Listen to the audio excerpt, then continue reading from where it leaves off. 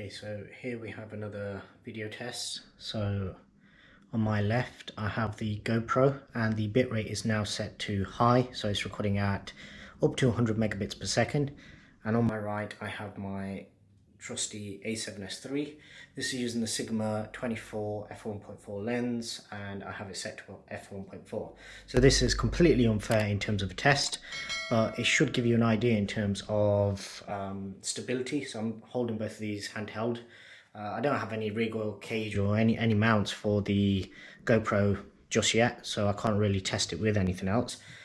Basically this is, we're coming up just around an hour before sunset. The A7S3 is showing an ISO of around 200 right now. The GoPro has been set with a minimum of 100 and a maximum, I believe it was 6400 or something like that. But yeah, I can see from the front screen that it's probably struggling to actually expose me correctly, especially with the lights in the background. So if we just bring it down here. And the other thing you should be able to notice is the difference in the depth of field. So the Sony looks absolutely incredible, plenty of blur in the background, whereas the GoPro is set up basically just to keep everything in focus. So yeah, this is a quick test. My arm is starting to kill me holding the Sony out. The rig that I've got is quite heavy. So I'll call it a day at that for this test. I'll have some fairer tests coming between the GoPro and the iPhone.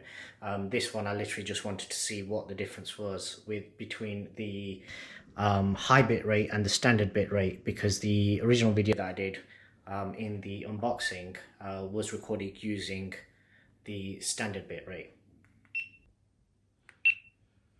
Okay, so this should be a bit of a fairer test. So currently what I have set up is the iPhone 12 Pro Max in my left hand. I've got it set up so that I can see the image on my watch, so I can roughly try and keep myself centered.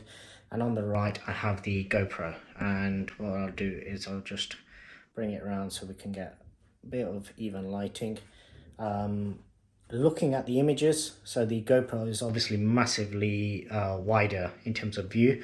What I will do is, just after this video, I'll also do a second clip with the wide angle lens on the iPhone as well. But in terms of exposure, if we look at something like this, where the window is behind me, currently the GoPro is focusing on everything in the background, whereas I can see that the iPhone has exposed both myself as well as some of what's outside as well. So the iPhone's actually doing really well.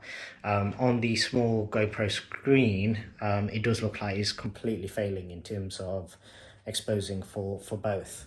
So what I'll do now is I'll just switch it over to the wide angle lens. Okay, so here we are back with the wide angle lens on the iPhone, and although the image on the watch is way too small for me to actually determine if there's any grain or anything, in terms of lighting, this and also the angle, so right now I'd say the GoPro,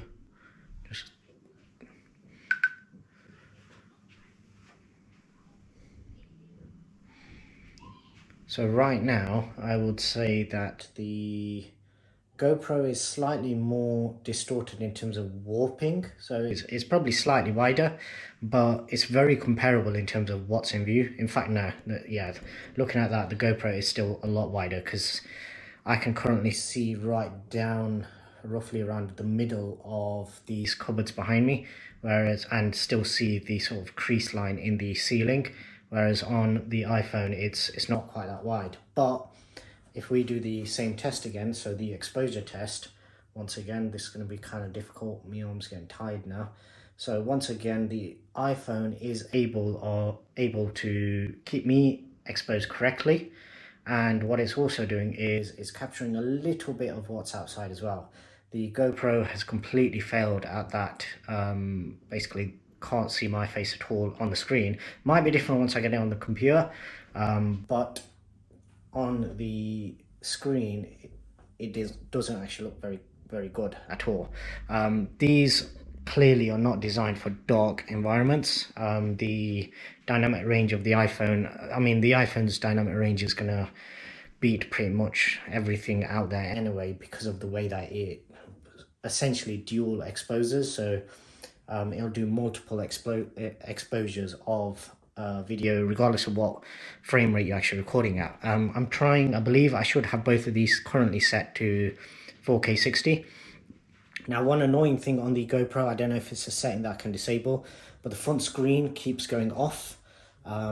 So I have to keep touching the back of the GoPro in order to get the screen to come back on.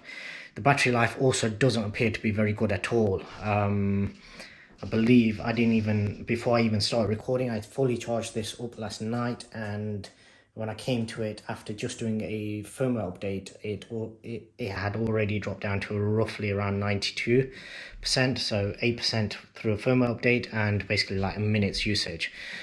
So yeah, that's not looking too great, but this is basically the highest settings in terms of, obviously it can go up to 5K, but there's more to the quality of a picture than just the resolution, and you should probably be able to see that in this comparison here.